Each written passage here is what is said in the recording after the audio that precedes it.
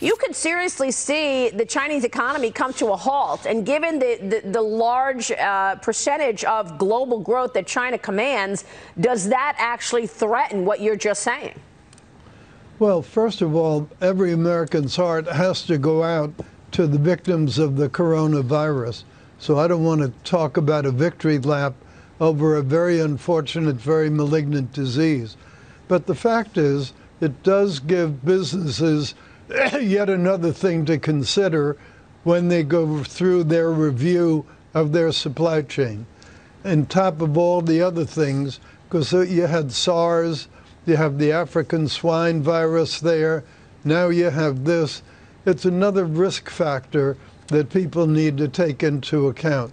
So I think it will help to accelerate the return of jobs to North America, some to U.S., probably some to Mexico as well. Oh, that's a good point, actually, yeah. Ah, yes, that's a good point, Wilbur Ross, who is just the stereotype of a crusty old rich guy who is completely out of touch. If you recall, he was the same guy who said when the government was shut down, people should just take out small loans, low-interest loans to buy bread at the grocery store. That's how out of touch this old guy is, and of course, he's in the Trump administration. SARS, by the way, wasn't some cakewalk. In 2002 and 2003, it wiped $40 billion from the world economy, and coronavirus at that time, in January, when he made that statement, it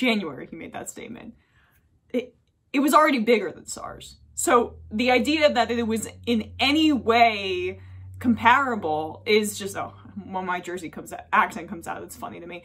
Comparable is lunacy, of course. And I'm bringing this clip to light again because obviously the news today was devastating that over 10 million people have filed for unemployment. Economists say it's going to get much worse and that those numbers are conservative because there are unemployed people who haven't filed.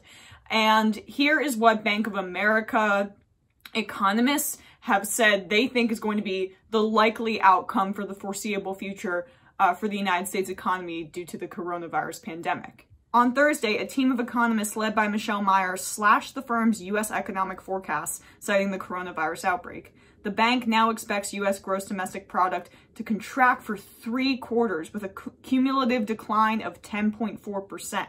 In addition, as many as 20 million jobs could be lost because of the crisis, sending the unemployment rate to a high of 15.6%, the note said. This will be the deepest recession on record, nearly 5 times more severe than the post-war average, Meyer wrote.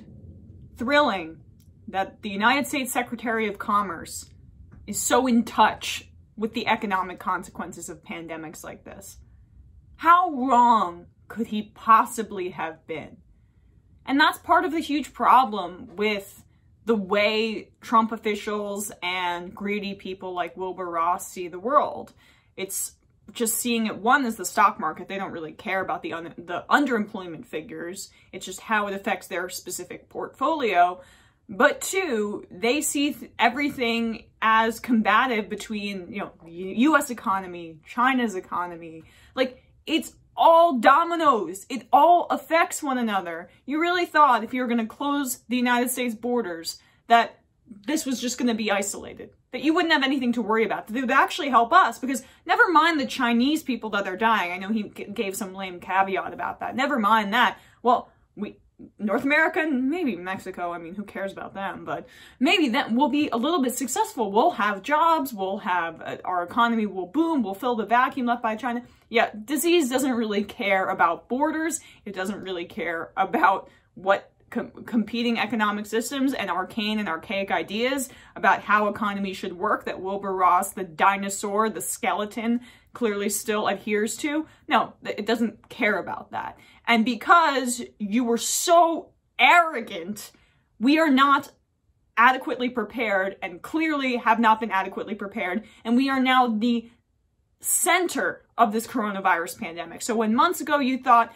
we could use this as a way to stick it to China and get a little bit more zeros in our economic advantage, now you chose not to prepare for the pandemic, and people are literally dying by the thousands every single day, and more people are dying.